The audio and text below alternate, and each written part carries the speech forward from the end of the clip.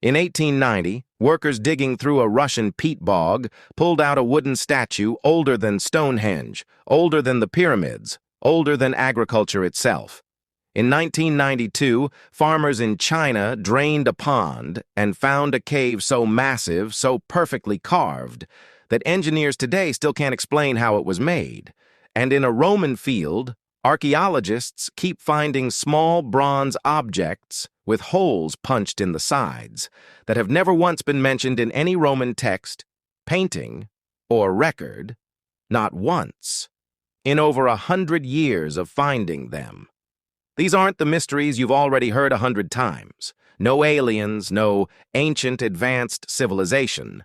Just real archaeology that scientists still cannot explain. In the Ural Mountains of Russia, gold miners were digging through a peat bog when they hit something solid. It wasn't ore, it was wood. A massive carved wooden figure over 5 meters tall when it was first reconstructed. This is the Shigir idol, and its entire surface is covered in carved rows, zigzags, lines, and faces. Researchers had to redo the radiocarbon dating because they didn't believe the first result. The Shigir idol is roughly 12,500 years old. That's older than Stonehenge by about 8,000 years, older than the Great Pyramid by nearly 10,000. It was carved before farming, before permanent settlements, at a time when much of Europe was still locked under glaciers. Some researchers believe the carvings might be a kind of narrative, a story encoded in symbols, thousands of years before anyone invented writing. To this day, nobody has cracked it. In China's Zhejiang province, a group of farmers decided to finally drain a pond that local legend claimed was bottomless. When the water was gone, they weren't looking at a pond bed. They were looking at the ceiling of a cave. What they'd found was the entrance to one of 24 massive underground chambers, carved entirely by hand out of solid rock. The chisel marks across every wall are spaced with almost mechanical precision, as if done by machine, except this predates any tool capable of that. Engineers who've studied the site say the level of consistency would be difficult to replicate even with modern equipment. There is no historical record of this place. Not a single mention in any Chinese text, any local legend, any imperial record. Whoever built this would have had to remove an estimated 1 million cubic meters of rock. Nobody has ever found where it went.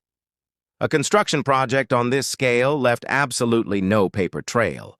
That's a city-sized hole in the historical record.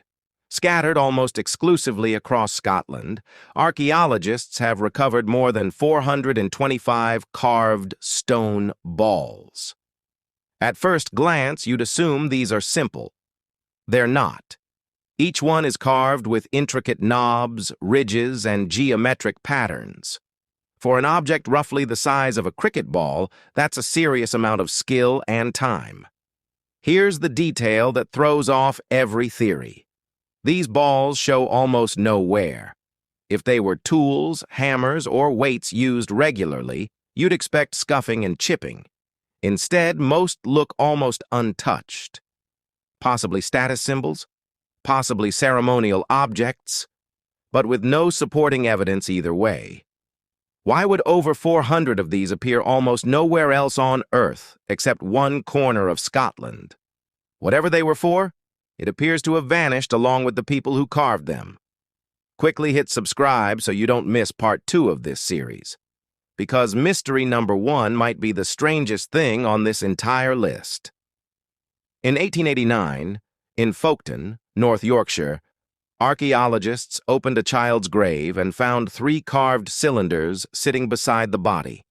Made of chalk, decorated with geometric bands, and carved with what looked like crude eyes, eyebrows, and a nose.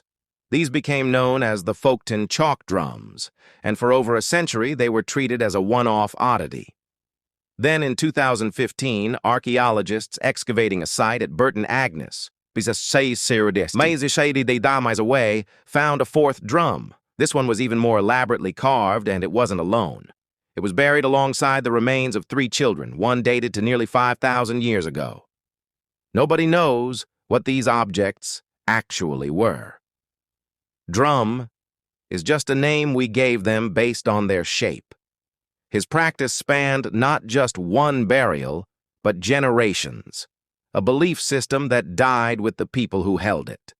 Across the old territory of the Roman Empire, archaeologists have found more than 100 small bronze objects shaped like 12-sided dice, each face punched with a circular hole of a different size, with small knobs sticking out of every corner. The Romans were prolific writers. They documented tax law, recipes, military logistics, even graffiti insults. And yet, not one Roman text, mosaic, fresco, or coin has ever referenced this object. Not a single depiction in any surviving Roman art. Suggested uses range from candle holders to surveying tools to knitting aids to dice for a game we no longer know the rules of. That's the actual mystery. Not the object's shape, but its complete absence from a civilization that wrote down almost everything. An object apparently important enough to make over 100 times, across an entire empire, treated as if it didn't exist in writing at all. In 1929, a man in China's Sichuan province was repairing a sewage ditch when his shovel hit jade. Decades of follow-up digs uncovered bronze masks with strange, bulging eyes, unlike anything else found in ancient China. Multiple pits filled with gold foil ornaments, ivory, and broken treasures. At some point, this entire culture deliberately broke many of their own treasured objects and burned some of them. Then, buried the remains in carefully arranged pits. The civilization itself vanishes from the archaeological record. No written language from this culture has ever been found. Was it a ritual sacrifice during a crisis? A response to invasion? A deliberate decommissioning before relocating? Every explanation is currently speculation. An entire Bronze Age culture buried its own legacy on purpose and walked away from it. In the Tarim Basin, a brutally dry desert region in China's Xinjiang province, archaeologists have recovered naturally mummified bodies dating back over 4,000 years. When researchers analyzed their DNA, they found these people weren't closely related to any other ancient or modern population on Earth. And yet these same isolated people were using dairy farming techniques and weaving methods that historically required outside contact to develop. Either they developed these methods independently, remarkable on its own, or they had contact with outside cultures without ever genetically mixing with them at all. 7 objects, 7 cultures, 7 gaps in the story of who we were. And every single one of them is sitting in a real museum with no agreed-upon answer.